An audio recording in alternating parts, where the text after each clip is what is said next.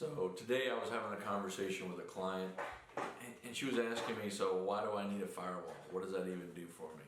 So basically the firewall is going to do several different things, but ultimately you kind of need to understand what exactly your whole entire network is. She didn't understand, like, why do I need a switch? Can I just buy these PCs and can I just Bluetooth the printing directly to the printer? And I was like, yeah, you could do that, but how are you going to connect to the internet? Are you going to put SSIDs and where are you going to get wireless from? Where, are you going to put cellular cards in each of your devices? How are you going to connect? And then how exactly do you expect all that to operate? I said, networks don't operate that way in a local small office. So typically you have a switch. You have physical cables that go to that switch. You have an access point, which is a wireless switch. So all those things are connecting everything on layer 2. The physical media though, the wires and the wireless signal itself, that's layer 1. That's the physical connections. The network cards, that's all layer 1. Those are things that are physically connecting. If the wireless stops working or transmitting, if you have a DFS issue where like radar is detected, the wireless is going to stop. DFS is basically there's a lot of things DFS is in IT, but DFS, and when you're talking about wireless, it's basically an FCC regulated area where an access point will stop transmitting if it detects radar. It's on the 5 gigahertz frequency, so a lot of the newer access points have it. The problem is they don't tell you is if you're anywhere near where radar is detected, the access point will stop transmitting, and you don't know that. It'll do it for up to an hour. So the wireless transmission modules inside the access point will stop working. So DFS, in relating to that, is basically it prevents a DFS event stops the access point from transmitting to the device. So people think, oh, our wireless is down. So the only way to basically fix it immediately is to reboot the wireless device. But if radar is detected again, it's going to shut off. We've seen this issue happen a lot. But that's a layer 1 issue. Cable's broken.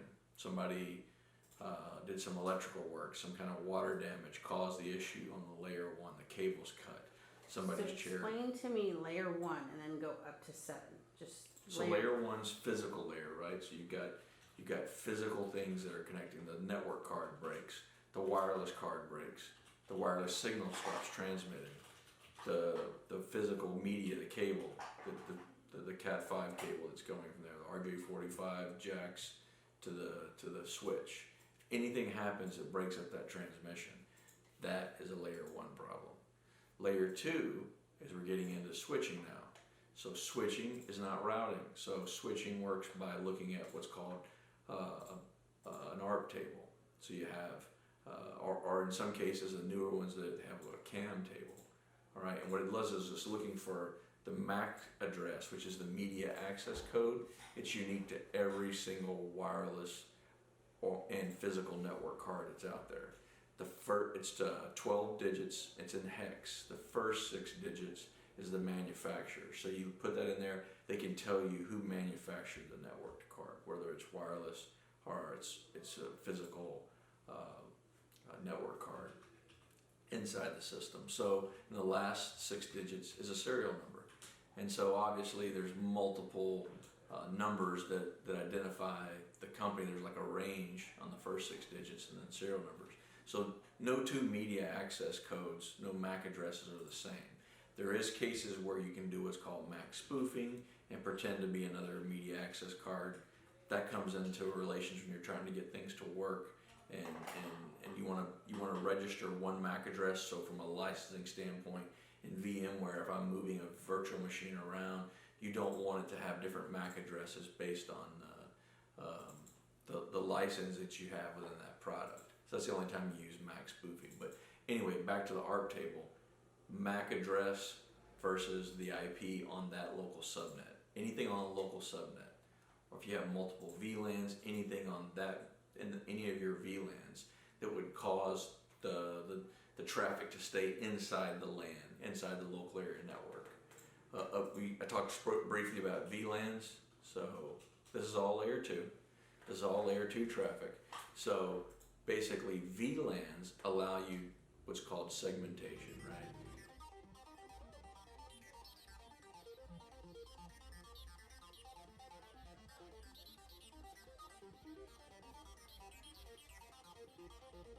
So the only layers that you're really going to concern yourself about is layers 1 through 3. Because what happens is layer 3 means it's going to leave my local network and then I'm going to need to do routing, okay? I'm going to route outside of the area that I'm operating. So layer 2, switching, layer 3, routing. So let's say my gateway is very common default 192.168.1.1, okay? With a subnet mask of 255.255.255.0. We call that a /24 because in a subnet mask, there's 8 bits in each octet. There's 4 octets within an IP address, layer IPv4. So in the first 3, so that's 1 bit, 2 bit, 3 bits, 3 times 8 is 24. So that's what we call a /24. Now that last 8 bits is going to provide us with the host amount. So basically, depending on how the subnet mask is, the first 3 octets are going to define what we call the network address, right?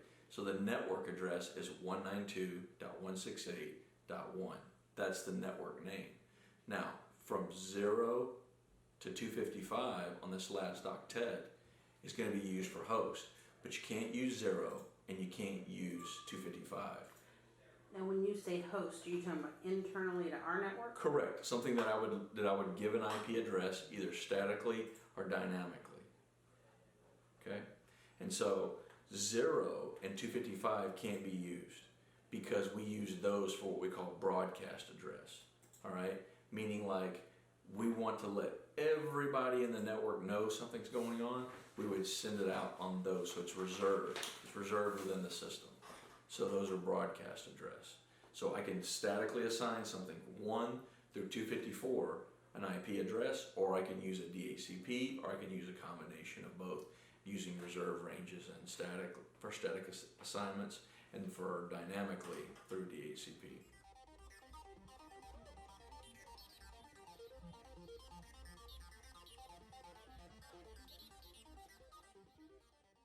So we didn't talk about the last little bit. So if it's outside that subnet, right? If I suddenly need to go to what have you, yahoo.com, it's going to need to know, hey, is this inside the network? Well, the DNS server is going to say, no, it's this IP address. And it's going to, if it's outside of our network, then it has to route. Then it's going to leave our network, it's going to go out our gateway and route to the next hop, which is usually our ISP if we're talking about a local area network in most offices. It could be, if it's in an organization, they could have multiple circuits going different places. And you may be routing from one location to another across a private circuit or even an SD-WAN or some type of a VPN. You can have routing going across there. But once it leaves a subnet, even on VLANs, realistically, once you leave that subnet, you are now going into a layer 3 activity. That's why a switch that has multiple VLANs, you need at least some layer 3 capabilities. So if you're doing what we call like a router on a stick configuration, basically it needs those layer 3 functions in order to talk from one VLAN to talk to another. So now you talked about layers 4 through 7. So layers 4 through 7, now you're talking about application layers, and that gets into the granularity of, I'll give you an example, like layer 4, you're going to say, I'm going to limit TCP traffic. I'm going to limit UDP traffic to something very common.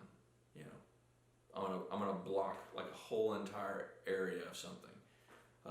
If I block, say it gets pretty hard to describe the differences without losing in the weeds, but I will tell you they're all very similar. And by saying it's application layer, meaning that it's FTP, it's SFFTP, it's HTTPS, which is 443, HTTP, which is 80. I said FTP already, that's 21. SSH, that's 22. These are all things that happen at different layers between 4 to 7, But most commonly, the one that people use the most is layer 7 for layer 7 filtering. So they'll use like I'll create a layer 7 rule, for example. I don't want my office to access social media. I don't want them to access Facebook.com. So I would create a layer 7 rule that would say deny HTTPS 443 or HTTP port 80 to www, or not just, I'd just do a Facebook.com. And so that would block any layer 7 activity from going on Facebook, so they wouldn't be able to access it. Now, basically, could I ping Facebook.com? Yes, I could. I could send ICMP traffic as long as they allow it to go. That's more like a lower layer, right? That's like layer 4, layer 3. So I can ping something. I can just say hello. I can send a hello. Are you out there? Yeah, I'm out here. But when it actually gets into deriving web traffic, it's going to deny it. So when I open up my browser and I type in https://facebook.com, it's going to block that because I've created a rule in my firewall that would stop that. So that was what a firewall would do. Firewalls block ports, they deny, and they allow things. That's what firewalls do.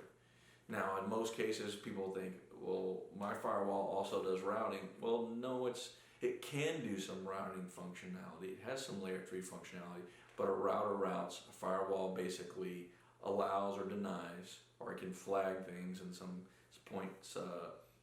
Things like firepower or snort, they actually create little flags on, hey, that traffic's definitely good, and that traffic's definitely good. That one's definitely bad, and this one might be bad. So they use little flags, so when the traffic's traveling around, they can prevent things from happening that happen retrospectively. They go back and say, hey, that acted weird, so we're gonna not allow that piece of traffic to happen again on the network. So those are the type of things that you would see from a firewall. A router, again, going back to routing, simple routing.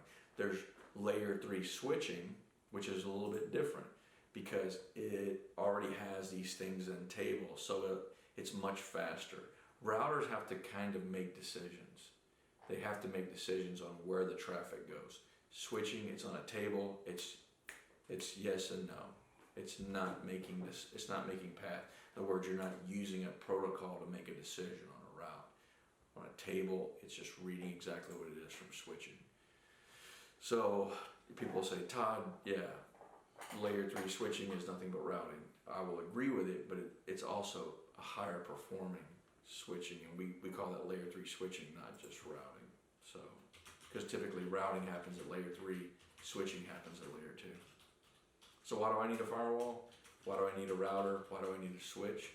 They all have their own little independent jobs. And sometimes you can get them all on one device, but that's usually for very small offices, and you're gonna have limited functionality when you put them all into one small device.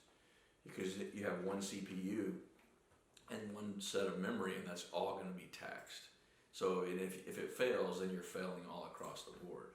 You can't just communicate within your office and print, because one device is controlling everything, the whole place is down. But you get better cost, a little bit, some nice little features built into these all-in-ones that we see nowadays for small offices.